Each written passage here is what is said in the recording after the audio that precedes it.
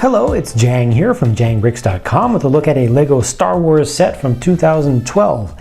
This is Gold Leader's Y-Wing Starfighter, came with 458 pieces. LEGO has produced a number of variations of the Y-Wing over the years they've been doing Star Wars sets. This is just another attempt at making it more believable and more accurate than ever, using some of the more recent learnings and more recent approved techniques from the LEGO group on the whole. I'm pretty happy with what I see here. There's a lot of greebling going on. There's a lot of texture for the sake of texture, and a lot of it is accurate also.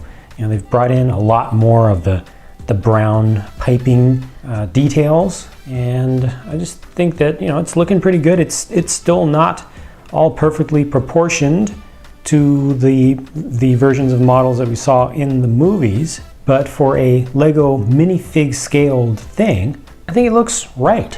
The cockpit section has some nice little overlap under here, and they've done the forward cannons nicely, all nice and smooth coming down the sides here. And they've also kind of curved down these edges both here and back here. I like how they've done that. You've got the cannon on top that can be rotated around. Doesn't look quite so good from behind, but does look good this way as far as its scale is concerned and all. Of course, the cockpit will open up, goes about 90 degrees before going pretty much as far as it'll go. There is a little copper inscribed panel in there that's showing you basically a trench run, Death Star trench run there. Behind the cockpit is kind of the neck of the thing, and that's your astromech compartment. And you can put the included one in there sideways only. It's just too narrow to fit one the correct way abreast, but you just turn the head like so, and you still get the eyes facing forward, so it still ends up being a respectable look. Not quite as good as on the X-Wing, I think, that had to go sideways like this. Just a little bit more of the shoulder seems to be shown here. The center mass section here has just a lot of, again, details for the sake of details, making it all look technical, and like there's all kinds of, you know, wiring and piping and stuff going on with it.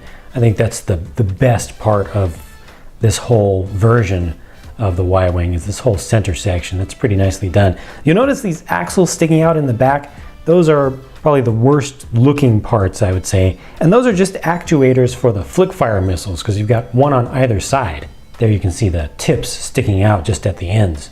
The engine pods are looking pretty good. Nice round domes used at the ends there, and big old stickers to try to bring in some appearance of detail in here. It's not actually textured, but I think that is important to bring in the gray and just some feeling of stuff there, as opposed to just leaving it all plain.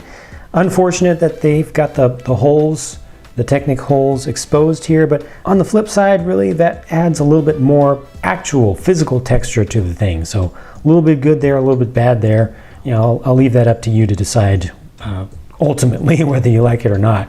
You got your outlet back here with a really bright neon reddish orange color used, and then these veins back here with the proper little cross section. Nice to get these long Technic axles in pure white like that. In addition to the flick fire missiles, you've got one more action with this thing. It drops bombs, they call them. You've got this compartment here that slides down, and these are supposed to be space bombs that drop out. I guess you could see them as proton torpedoes, or something that's also unpowered is also a possibility. Nice how you actually load these, because it's not so convenient to load them from the bottom, so they made it so you load them from the top. This right here is actually an opening, and you just drop those in. They go into a compartment. Now they're ready to be dropped actively into battle. Come out just like that. Here are your minifigs for the set. Gold Leader himself, Dutch Vander, Ceremonial Leia, and then an R5F7 unit, which is appropriate to this ship. What's really not appropriate is that middle figure, Ceremonial Leia. Not a big fan of the inclusion of that one with this set. I think a substitution would have been more sensible for a couple reasons. First of all, Leia doesn't fly on any Y-Wing, but still, you know, LEGO will sometimes just give you an extra figure that's useful for some other part of the universe or some other part of the movie that the main part of the set was in.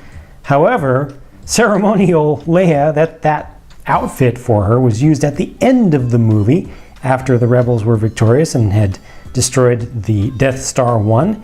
And by that time, this guy was gone.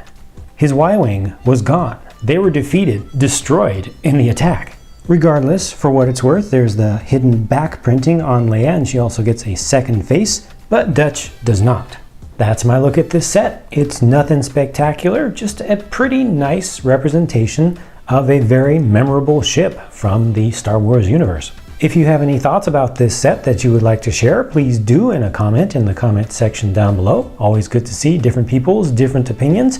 As for me, I'm going to move on to building some more stuff so I can bring you even more videos. So I'll be talking to you again very soon.